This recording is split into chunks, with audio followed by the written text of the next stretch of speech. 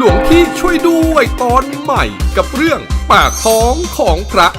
สั่ง Delivery หมูกระทะไปให้หลวงพี่เนี่ยสามารถที่จะทำกินกันเองได้ไหมครับ อุ่นได้แต่ห้ามปรุงสุกด้วยตัวเอง คือแต่ถ้ามันร้อนจนเดือดไงไม่อุ่นไงได้ไหมครับ ไม่เล่นครับไม่เล่น ปากท้องของชาวบ้าน ถ้าเราเห็นคนจนไม่มีจะกินแล้วเนี่ยแล้วสุดท้ายเราไปปล้นคนรวย เอามาให้คนจนเนี่ยเราจะบาปหรือเราจะได้บุญครับ และปากท้องของชายคนนี้ การเล่นไพ่ในงานศพเนี่ยมีความผิดไหมครับ คนเหล่านี้อยู่ทำให้เจ้าภาพเขาโศกเศร้าน้อยลง แต่ถ้าเกิดพวกที่เล่นเอาเงินจริงๆต้องการได้จริงๆอันนี้ก็การพนันอย่างเต็มรูปแบบแล้ว และถ้าครบกำหนดจะต้องไปเผาเนี่ยขอต่ออีก3 วันได้ไหมครับ ขยี้คำถามด้วยผมว่านะพี่คิงต้องเป็นเจ้ามือแน่ๆเลยที่ถามเนี่ย ตอนใหม่เบิกบานใจวันเสาร์ไปชมกันเลยครับ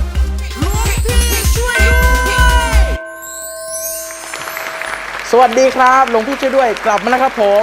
รายการที่ตอบคำถามทุกคำถามในแบบธรรมะอารมณ์ดีครับและในวันนี้ครับหลวงพี่ของเราอยู่กับเราแล้วครับขอนมัสการหลวงพี่สมพงษ์หลวงพี่สมปองและหลวงพี่ณพันธ์นะครับหลวงพี่ครับช่วงนี้เนี่ยต้องดูแลสุขภาพนะหลวงพี่นะว่าเข้าหน้าฝนแล้ว ผมอยากรู้ว่าเข้าหน้าฝนแล้วเนี่ยพระลำบากไหมครับเรื่องการใช้ชีวิตเรื่องบิณฑบาตหรือตากจีวรอะไรเงี้ยลำบากไหมหลวงพี่เวลาเข้าหน้าฝน ไม่เป็นห่วงเป็นใยเนาะแต่ทะ อัน ลุ นี้ ไป อันนี้อยากรู้ ทะลุไปถึงตากจีวรเลย ครับแฟนขับถามมาครับผม ครับ ก็มันก็ไม่ถึงกับลำบากหรอกนะ ครับ มันก็เป็นคนชอบฝนตกด้วยไง อ๋อ ชอบเปียกๆน้ำฝนอะไรเงี้ยแต่มาจะเป็นคนชอบอะไรอย่างงี้ก็เลยไม่ค่อยมีปัญหาอะไรในชีวิตเท่าไหร่เจ้าตุ้มพงมีปัญหาไหมครับ ถ้าเกิดตรงในโซนในน้ำท่วมนะ ครับ ก็จะมีปัญหา อ๋อ ยิ่งกรุงเทพเราก็บางทีท่านก็อาจจะลืม อ๋อ เปิดท่อระบายน้ำแล้วไม่ยอมปิดฝา อ๋อ ไม่มีอะไรบอกเราเลยบางทีหายไปเหลือแต่ฟ้าบาทลอย โอ้โหพระร่วง ร่วงในท่อระบายน้ำเลยนะ ก็สังเกตว่าภูเขาทองครับ ของผมเนี่ยต้องบอกว่ามันเป็น Butterfly Effect ครับอาจารย์ ยังไงครับ เด็ดดอกไม้สะเทือนถึงดวงดาว ปรากฏการณ์ โอ้ย ผีเสื้อกระพือปีก เกือบเป็นพาร่วงจริงๆครับอาจารย์เพราะฝนตกนี่แหละครับ ครับ บังเอิญที่กุฏิมันวัดเก่าครับ มันรั่ว ครับ พอรั่วปุ๊บก็เอาเก้าอี้ปีนขึ้นไปเอาถังไปวาง โอ้ เอาไปเช็ดผ้าปรากฏว่าเก้าอี้ทนทานน้ำหนักกับผมไม่ไหวครับก็เลย ครับ เป็นพระร่วงลงมาเก้าอี้ฉีก เวลาเป็นพระแล้วเวลาแบบว่าตกหรือสะดุดอะไรอย่างนี้อุทานว่าคุณพระช่วยได้ไหมครับ แต่ก่อนก็มีบางท่านอุทานอย่างนั้นเดี๋ยวนี้อุทานหลวงพี่ช่วยด้วย ติดตามรายการเรา โอ้โหอันนี้หลวงพี่ช่วยด้วยนะอาตมาได้อุทานเลยเวลาลื่นเนี่ย ยังไงครับ ก็มาดิครับ ดูเป็นพระหาเรื่องไม่รู้เลือดก็มาดีครับเลยครับผมเข้าคำถามของหลวงพี่ครับผมคนแรกครับพี่ชายครับพี่เจแปน6 ฉาก โอ้โห หรือพี่เจแปนพานุพันธ์ครับ อื้อหือ เชิญครับมีคำถามจากทางหลวงพี่ครับ นมัสการนะครับหลวงพี่ครับผมวันนี้ครับผมมีคำถามครับ อยากจะให้หลวงพี่ช่วยด้วยครับคำถามคือว่าถ้าสมมุติผมเนี่ยไม่สะดวกในการที่จะทำกับข้าวไปถวายพระแต่ผมเนี่ยสะดวกในการที่จะสั่ง Delivery เกี่ยวกับชาบูหมูกระทะไปให้หลวงพี่เนี่ยที่วัดแบบเนี้ยหลวงพี่เนี่ยไม่ว่าจะเป็นเจ้าว่าสามเณรสามารถที่จะทำกินกันเองได้ไหมครับทำฉันเองอะอย่างเงี้ยทำได้หรือเปล่าและอีกอย่างหนึงคือผมจะบาปไหมครับเนี่ย ครับหลวงพี่ทำบุญครับอยากทำบุญแต่ว่าทำอาหารไม่เก่งก็เลยอ่ะถวายชุดชาบูให้หลวงพี่หลวงพี่ทำเองอ่ะเอาหมูใส่เอาอะไรใส่อย่างนี้ทำได้ไหมครับหลวงพี่ครับ อ๋ออันดับแรกต้องชื่นชมคุณนะคุณ ครับ ติดตามมาตลอดนะคุณเนี่ยตั้งแต่ ครับผม ฝากเลี้ยงนะเพลงเขาเพราะมากเลยนะอ้าวอ้าวอะไรนะ อันนั้นพี่เจเจตรินครับ อ๋อ อันนี้เจแปนครับผม อ๋อคนละคนกัน ใช่ครับใช่ อ๋อ ครับ จากนี้อุตส่าห์คิดตั้งนานนะ มันต้องปิ้งย่างเองเนี่ยจริงพระไม่เหมาะเพราะพระห้ามถูกห้ามตรงนี้ไง อ๋อ เราเดือดร้อนทั้งโยมอีกแหละพอมาถวายก็ต้องถ้าเกิดมีเด็กวัดก็ดีไปให้จัดการให้อย่างเงี้ยเหมือนพระเรื่องมากนะแต่ว่ามันเป็นระเบียบ ครับ นะถ้าเกิดได้ก็ต้องมีเด็กวัดทำให้ฉัน ได้ไหมครับพระอาจารย์ครับถวาย ก็ ชาบูคนอื่นมาส่งด้วยนะครับ ลงสุกเองไหม คือเนื่องจากในคำถามของเจแปนเนี่ยก็จะมีเรื่องของภิกษุและสามเณรต้อง ครับ แยกก่อน อ๋อ สามเณรเนี่ยถือศีล อ่า 10ฉะนั้นสามเณรเองเนี่ยสามารถปรุงสุกได้ฉะนั้นถ้าเกิดในวัดที่คุณเจแปนสั่งไปถวายเนี่ยมีสามเณรก็ไม่ต้องกังวลพระท่านให้สามเณรช่วยจัดการอยู่แล้ว แต่ถ้าเกิดในวัดนั้นๆไม่มีสามเณรแต่มีเด็กวัดก็ยังโอเค แต่ไม่มีใครเลยเนี่ยควรจะอาจจะต้องติปแกร็บเป็นพิเศษว่าช่วยทำชาบูให้ท่านด้วยอะไรอย่างเงี้ อ๋ ย อ เป็นอาบัติฉะนั้นก็ต้องให้ญาติโยมอนุเคราะห์อุ่นได้แต่ห้ามปรุงสุกด้วยตัวเอง คือเป็นพระอุ่นได้ครับแต่ถ้ามันร้อนจนเดือดไงไม่อุ่นเนี่ยได้ไหมครับ เราจะไม่จบใช่ไหม ยอมครับอุ๊ยครับผมคำถามต่อไปครับ จากลุงเท่งเถิดเทิงครับผมเชิญครับ นมัสการหลวงพี่ครับผมมีคำถามอย่างหนึ่งว่าเป็นในหนังหรือเป็นเรื่องจริงมันก็มีเนี่ยถ้าเราเห็นคนจนไม่มีจะกินแล้วเนี่ยแล้วสุดท้ายเราไปปล้นเข้ามาแหละปล้นคนรวย เอามาให้คนจนเนี่ย เราจะบาปหรือเราจะได้บุญครับ ครับผมหลวงพี่ คนรวย ในหนังครับโรบินฮูดอย่างนี้หรือว่า หรือมีจริง ๆ ก็มีสมัยก่อนของไทยเราว่าแบบว่าปล้นคนรวยช่วยคนจนอย่างนี้ เราจะได้บาปหรือได้บุญมากกว่ากันครับ ก่อนต่อมันต้องเล่าอีกแล้วอ่ะโอ้โรบินฮูดมามันก็ต้องเล่าอ่ะ ยังไงครับ ที่เขาลองความแม่นไง ครับผม เอาแอปเปิลแอปเปิลวางบนหัวไง ครับ ขวานเลยขวานเลย ครับ คว้างปึ๊บใส่แอปเปิลปึ้ง ปึ้ เลย งเลย I am Hercules นี่ แข็งแรงแล้วแม่นด้วย อืม แล้วแอปเปิลวางอีกนี่ธนูเลยปึ๊บเข้าแอปเปิลเลย ครับผม I am Robin Hood อ๋อ นี่ ครับผม คนไทยมาเลยมีดเลยคว้างปั๊บเข้าหน้าเลย ครับผม เสียบเข้านี่เลย ครับ I am sorry ครับผม ไปต่อกระถางกัน คลาสสิกครับผม ปล้นคนรวยช่วยคนจน ครับ ปล้นนี่มันบาปอยู่แล้ว อืม ไปเอาของเขาไปแย่งชิงมา แต่มาช่วยคนจน ครับ บาปครึ่งบุญครึ่งไหม ถ้าเกิดในอารมณ์โยมเนี่ยรู้สึกว่าโอเคถูกต้อง และยิ่งถ้าเกิดว่าคนรวยคนนั้นสังคมรู้สึกว่า อืม เขาเอาเปรียบคนจน แล้วมีโจรคนหนึ่งไปปล้นมาแจกคืน อันนี้ความรู้สึกโยมว่ามันเป็นบุญ แต่จริง ๆ แล้วถ้าเกิด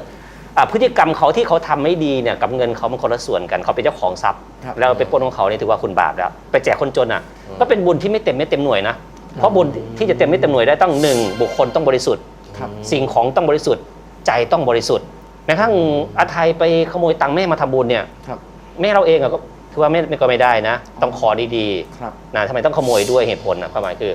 วัตถุสิ่งนั้นต้องบริสุทธิ์ด้วย อันนี้คือผิดแน่นอน ครับ ต่อให้ทำบุญก็ได้บุญไม่เต็มหน่วย บุญกระปิดกระปอย ขออนุญาตเล่าเป็นหลักให้ทั้งผู้ฟังแล้วก็ทางอาไทยได้รับทราบเนาะว่าจริง ๆ แล้วก็มีทั้งเห็นด้วยและเห็นเสริมแล้วกันครับคือในรายละเอียดมันจะเยอะมาก เพราะว่าในพุทธศาสนาเนี่ยมองเรื่องเจตนาเรื่องของกลุ่มคนที่เราไปปล้น ครับ หรือในส่วนของการช่วยที่เราไปช่วย คือมันมีเหตุปัจจัยหลายส่วนฉะนั้นมันไม่สามารถพูดเจาะจงไปทีเดียวว่าบาปครึ่งหนึ่งบุญครึ่งหนึ่งไม่ใช่ เพราะว่าถ้ายกตัวอย่างสมมติว่าปล้นคนรวย แต่ว่าเวลาปล้นอันหนึงปล้นด้วยกิริยาหยาบช้า กับอีกอันหนึงปล้นแบบผู้ดีสมมุตินะครับคือไม่ได้ทำร้ายใครไม่ได้ทำให้ใครตาย สวัสดีครับ ผมขออนุญาตปล้นนะครับ ขออนุญาตเชิญเป็นประธานหน่อยครับ 1,000 บาท จะเอาไปช่วยครับยังไงอาจารย์ปล้น เนี่ แบ ยครับ บ มัน หยาบกับไม่หยาบ มันคือในทางพุทธศาสนาเนี่ยถือว่าเจตนาหยาบไม่หยาบสำคัญมากเช่นการฆ่าคนหรือการลักทรัพย์นะครับถ้าทำด้วยเจตนาหยาบมันจะเป็นอีกแบบหนึ่งเลย เช่นเวลาปล้นแล้วก็ต้องมีทำร้ายเจ้าทรัพย์ด้วยอย่างเงี้ยครับมันทั้งเจตนาและกิริยาหยาบ ครับ คนที่ปล้นเหมือนกันแต่ไม่ได้ทำร้ายใคร แล้วก็ใช้วิธีที่ละมุนละไมที่สุดประสงค์คืออยากได้ทรัพย์มาช่วยคนจนเท่านั้น อันนี้ก็จะเป็นอีกอย่างหนึ่งแหละแต่หลักการก็คือ 1. เจตนาของคนทำเป็นยังไง 2. คนที่เราไปทำแล้วกระทบเขาเช่นเราไปปล้นเขาเนี่ยคนนั้นเขามีคุณธรรมแค่ไหนยังไง ก็มีเหตุให้บาปมากบาปน้อย ครับ 3. คนส่วนที่เราไปช่วยอันเนี้ยเป็นยังไงถ้าเป็นแบบคนเดือดร้อนจริง ๆ ถ้าเราไม่ช่วยเขาจะถึงแก่สิ้นชีวิตสมมุติอันเนี้ยมันก็ในแง่บุญก็อาจจะมีเพิ่มขึ้นมายกตัวอย่าง แต่ต้องย้ำกับท่านผู้ชมเนาะ ฮะ ว่าไม่มีใครมีความชอบธรรมในการปล้น ครับ คือการปล้นก็คือการผิดศีล ครับบาป เพียงแต่ว่าอย่างเมื่อกี้ที่บอกว่าถ้าเราพูดกันในแง่บาปบุญอะไรอย่างเงี้ยมันก็มีหลักที่เป็นตัวเทียบเคียงอยู่ แต่ ครับผม ไม่ควรทำแม้แต่ปล้นใจใครก็ไม่ควร นี่มาให้ทำบ่อยซะด้วย มันคือเป็นตัวปล้นใจเหรอ ครับผม ไปให้การในชั้นศาล แล้วถ้าโจรปล้นผมไปเอาเงินผมไปแล้วเอาไปช่วยคนจนเงี้ยผมได้บุญไหมหลวงพี่ เอาเราไม่ต้องไปทำบุญเองมีคนเอาตังค์เราไปทำบุญ มันเป็นตังค์ผมครับไปทำบุญผมได้บุญไหมครับ เฮ้ยเจอกันหลังกุฏิ เอามาเคลียร์ปัญหาโยมไม่ใช่ปัญหาเรื่องโยม คุณได้บุญไหมครับ ตอบซะหน่อย ก็ต้องถามว่ารู้หรือเปล่าคิดยังไง อ๋อ เช่นแต่ก่อนมีจริง ๆ เวลา เช่นเขาคนเงินหายโดนอะไรลักอะไรเงี้ยครับเขาก็บอก คิดว่าทำบุญไปแล้วกัน อ๋อ อย่างเงี้ยก็สมมติว่าไทยคิดอย่างนั้นจริงๆว่าก็ช่วยคนลำบากไปแล้วกันหรือเขาไปทำอะไรดีต่อก็ถ้าอย่างเงี้ยก็โอกาสที่จะได้มีส่วนแห่งบุญก็มีอยู่ อ๋อเพราะเราก็สบายใจสบาย แหมเขาไม่ได้สักอยากได้บุญจริงนะครับเขาทำใจเขาทำไม่ได้ถือว่าทำบุญแล้วกัน ครับผม แต่ก็มีส่วนได้อยู่นะครับ อ่า ครับผม ส่วนได้อยู่ คำถามต่อไปครับ เจริญพร แม่ตั๊กสิริพรครับเชิญครับ นมัสการค่ะหลวงพี่คะตั๊กมีคำถามสงสัยอะค่ะหลวงพี่คะเรื่องการทำบุญทำทานนะ ถ้าสมมติว่ามีแบบขอทานหรือแบบคนที่แบบดูแบบเหมือนยากจนยากไร้อะไรเงี้ยเนาะแบบอยู่ๆเดินมาขอตังค์เราอย่างเงี้ยแต่เราไม่แน่ใจว่าเฮ้ย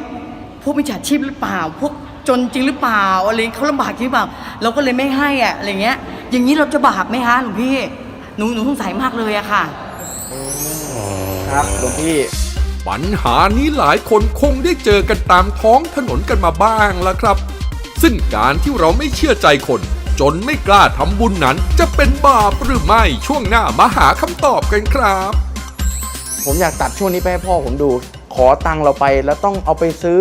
เหล้ากินไงครับ ไม่ให้ก็งอนน้อยใจโพสต์ลง Facebook ว่าลูกไม่รัก แฉพ่ออย่างนี้บาปนะครับ แชร์ไม่เป็นไรครับ แชร์ดูความตั้งใจว่าอยากให้หลวงพี่ช่วยด้วย ว่าจะแก้ปัญหาพ่อติดเหล้าได้ยังไง ครับผม แต่ว่า พ่อ ถ้า ไม่ แช ติดนะ ร์ ซื้อสดตลอดเลย อ้ออันนี้ขอถอนทุกคำพูดที่พูดมา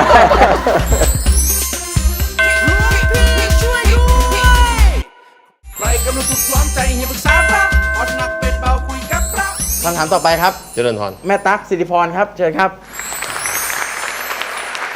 นมัสการค่ะหลวงพี่คะตั๊กมีคำถามสงสัยอะค่ะหลวงพี่คะเรื่องการทำบุญทำทานนะ ถ้าสมมติว่ามีแบบขอทานหรือแบบคนที่แบบดูแบบเหมือนยากจนยากไร้อะไรเงี้ยเนาะแบบอยู่ๆเดินมาขอตังค์เราอย่างเงี้ยแต่เราไม่แน่ใจว่าเฮ้ยพวกมิจฉาชีพหรือเปล่าพวกจนจริงหรือเปล่าอะไรเขาลำบากจริงหรือเปล่าเราก็เลยไม่ให้อะอะไรเงี้ยอย่างนี้เราจะบาปไหมคะหลวงพี่หนูสงสัยมากเลยอะค่ะ ครับหลวงพี่มีคนยากคนจนไม่มีจะกินครับ หรือว่าขอทานเดินมาขอตังค์เรา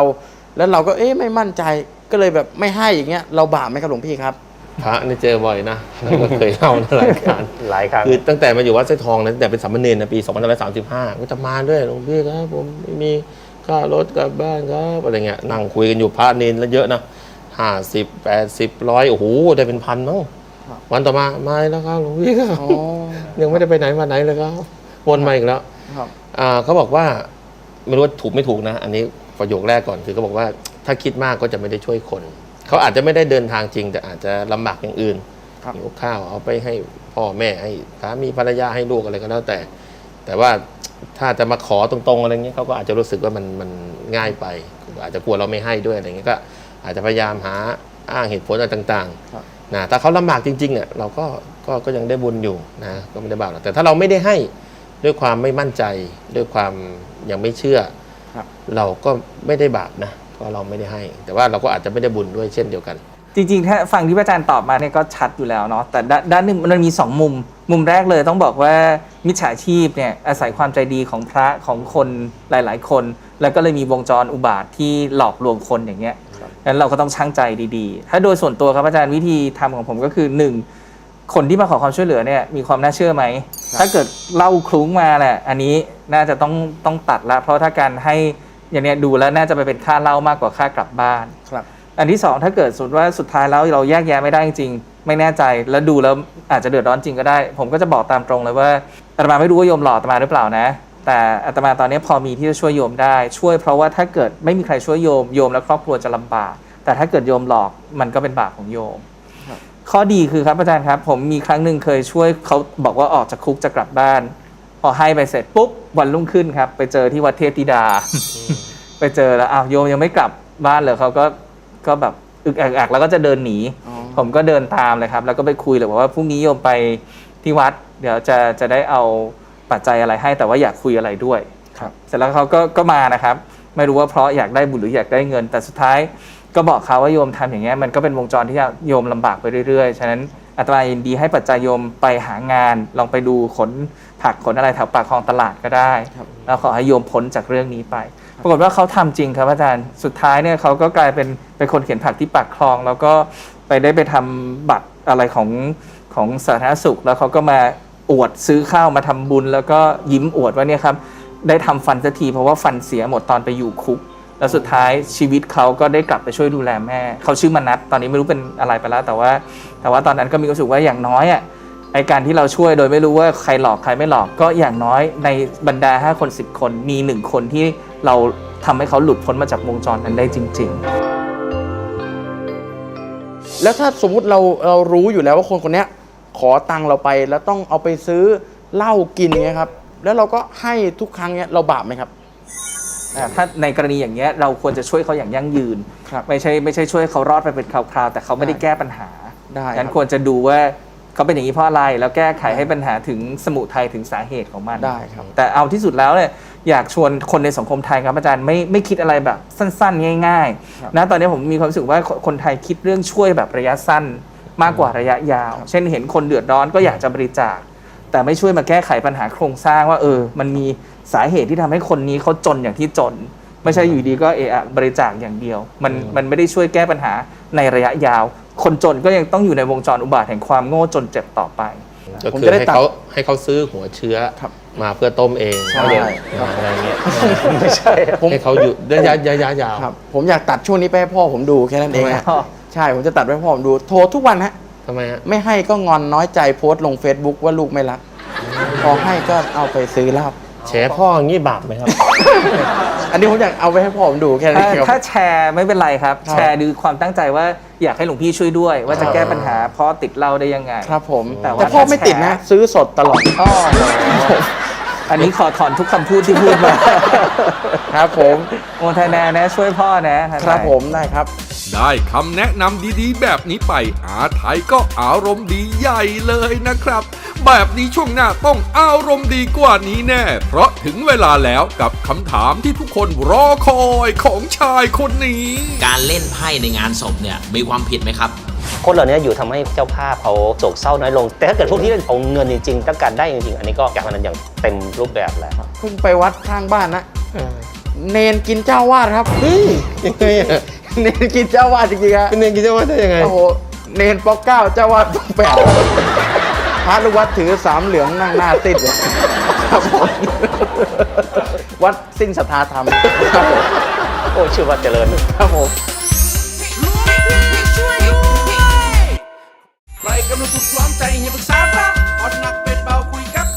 คำถามต่อไปครับ พี่ชายผมมา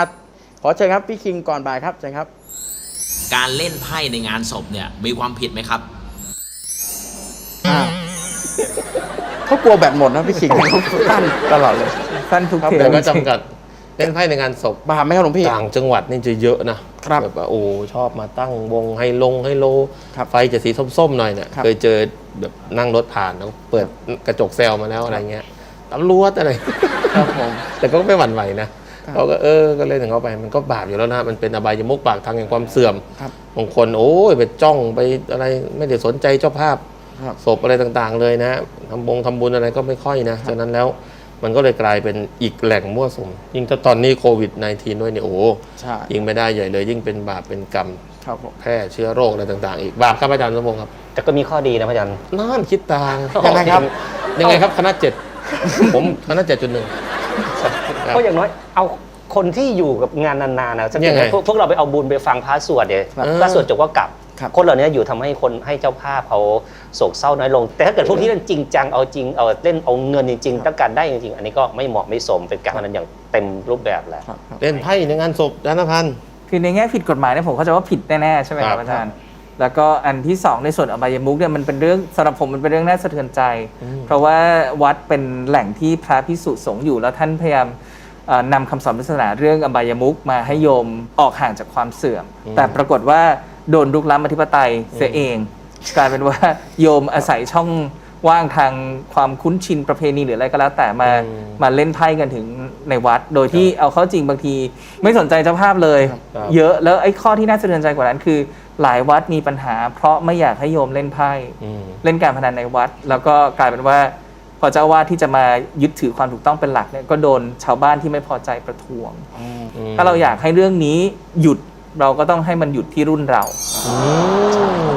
เรื่องพระกินเนรนี่ยังไงนะ ครับผม พระกินเนนเท่าไหร่ล่าสุดนะเพิ่งไปวัดข้างบ้านนะเนนกินเจ้าวาดครับ ยังไงอะ เนนกินเจ้าวาดจริงๆครับ เป็นเนรกินเจ้าว่าได้ยังไง โอ้โหเนนป .9 เจ้าวาดป .8 ครับพระลูกวัดถือสามเหลืองนั่งหน้าซิดเลยครับผมวัดซิ่งศรัทธาธรรมครับผม โอ้ชื่อว่าเจริญ ครับผมเนรเลยกินเจ้าวาดซะคำถามต่อไปครับพี่คิงฮะมีสองคำถามครับ ไม่หมดอีกเหรอ ครับใช่ครับ และถ้าครบกำหนดจะต้องไปเผาเนี่ยแต่เจ้ามือขอต่ออีก 3 วันได้ไหมครับ ขยี้คำถามด้วย จะเผา ถ้าโอ้โหแบบว่าอยู่ครบกำหนดแล้ว แต่เจ้ามือกำลังได้เลย ขอยืดเวลาอีก 3 วันได้ไหมครับหลวงพี่ โอ้โห เนี่ยจริงๆเจ้าภาพต้องมาเลยนะ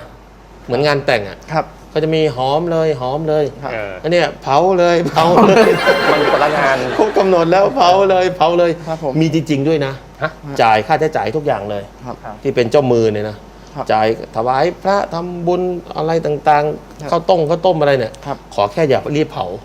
เดี๋ยวจ่ายให้ทุกอย่างเลย เพื่อจะได้แบบเอาสัก7 วัน 10 วันอะไรอย่างเงี้ย ครับ จะมีนะมีเหมือนกัน ครับ ขนาดงานศพพี่สาวผมยังมีแบบเล่นได้ไหมครับมหาสมปองครับโอ้โหยังกล้าถามอีกเลยเนี่ยเล่นได้ไหมเนี่ยผมก็ตอบทันทีเลยสิ ว่า ว่า เล่นไม่ได้ ครับ โอ้แล้วตำรวจมา4-5 ทุ่มกระโดดลงกะว่าต้องมีแน่ๆเพราะทุกงานมันต้องมีไง ครับ ไม่มีครับโอ้โหเสียเวลาเสียหน้าเสียตาเลยทีเดียวเชียวโอ้ยไม่มีอยู่นะครับ ต่อ3 วันนะครับผม ยิ่งชัดครับอาจารย์ว่าจริงๆในงานศพน่ะหนึ่งคนจะเกิดสังเวชว่าเราวันหนึ่งเราก็ต้องตาย ใส่ใจเจ้าภาพใส่ใจคุณงามความดีควรจะได้บุญได้กุศล แต่ว่ากลับมาเป็นพื้นที่ในการเล่นการพนันเนี่ยอันเนี้ยยิ่งชัดว่าควรจะ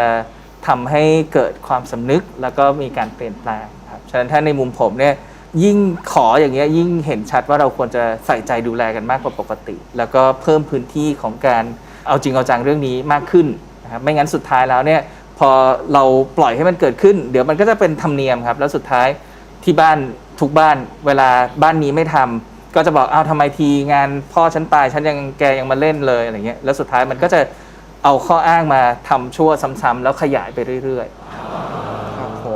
ผมว่านะที่พี่คิงถามผมว่าพี่คิงต้องเป็นเจ้ามือแน่ๆมันไม่ถามนะพี่คิงเนี่ยเจ้ามือแน่นอน น่าจะเพิ่งนับเงินเสร็จด้วย ครับผมครับสุดท้ายครับอยากให้หลวงพี่ฝากถึงขาพนันทั้งหลายแหละครับเชิญครับ แหม่ก็เป็นเรื่องคลาสสิกนะเรื่องนี้นะจนปล้น10 ครั้งไม่เท่าไฟไหม้ครั้งเดียว ครับ นะไฟไหม้ยังเหลือ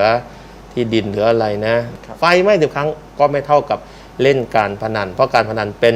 ปากทางแห่งความเสื่อม ไม่อยากให้ชีวิตตัวเองเสื่อมลงไปเรื่อยๆ ก็ห่างไกลจากการพนันทุกคนทุกท่านเจริญพร สา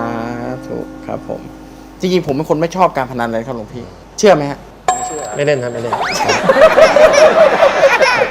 เล่นกับเขาเลยสิ เชื่อเลยเพราะเราตอบทุกคนว่าเชื่อ เชื่อ เดี๋ยวผมจะไม่รับมุกหลวงพี่เทปหน้าผมไม่รับมุกหลวงพี่นะ ไม่เชื่อ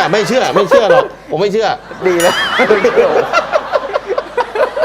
ครับผมสวัสดีครับขอกราบขอบพระคุณนะครับหลวงพี่สมพงษ์หลวงพี่สมปองและหลวงพี่นภันธ์นะครับ แล้วกลับมาพบกันใหม่นะครับในรายการหลวงพี่ช่วยด้วยทุกวันเสาร์อาทิตย์ 11 โมงทางช่อง Workpoint 23 สวัสดีครับไม่เชื่อไม่เชื่อดีครับ ไม่เชื่อมาพนันกันไหมพี่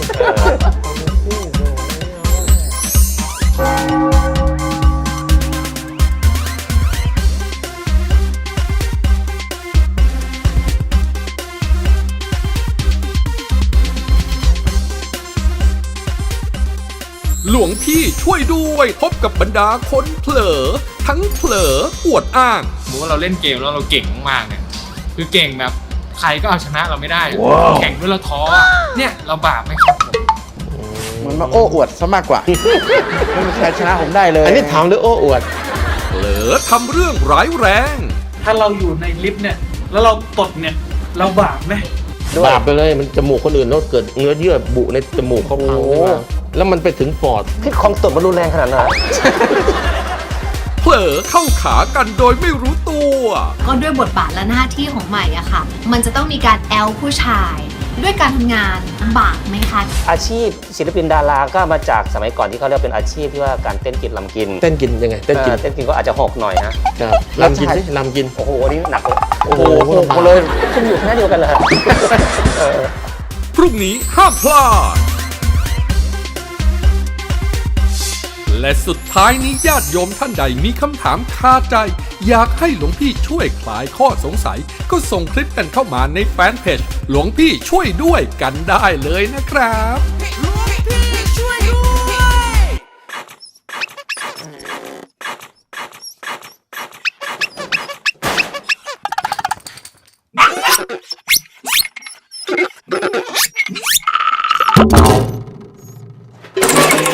Sorry.